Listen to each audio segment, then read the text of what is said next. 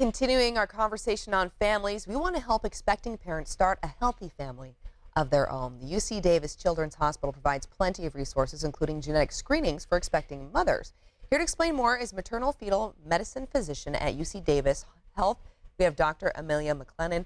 Great to have you here on the show. Thank you. Okay, so help bring a little more light to genetic screening or genetic testing. What does that mean for a mother during pregnancy? Well, mothers have a bunch of options for genetic screening and testing during pregnancy.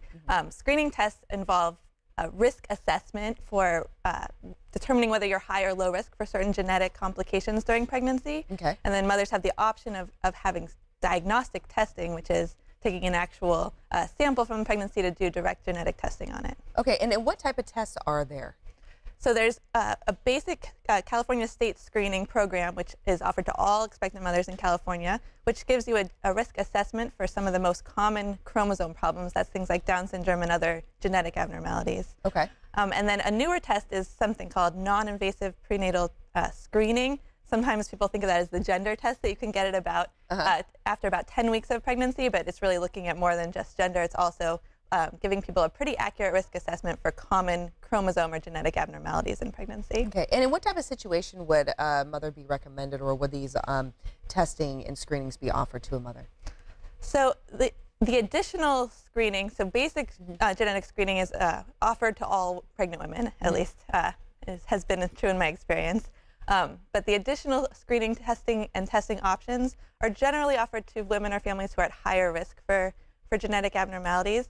Although new data is showing that that non-invasive testing is very accurate even in lower risk women. Oh, wow. Okay, and what type of information will we get from these type of tests and screening?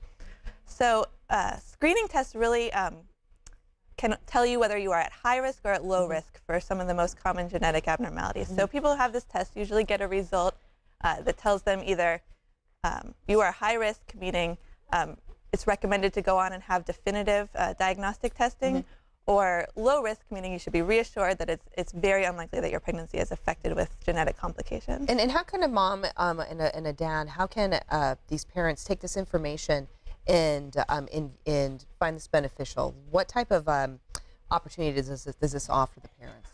So I have a lot of families that tell me they want kind of as much information as possible about the health of their pregnancy, and they really want it as early as possible.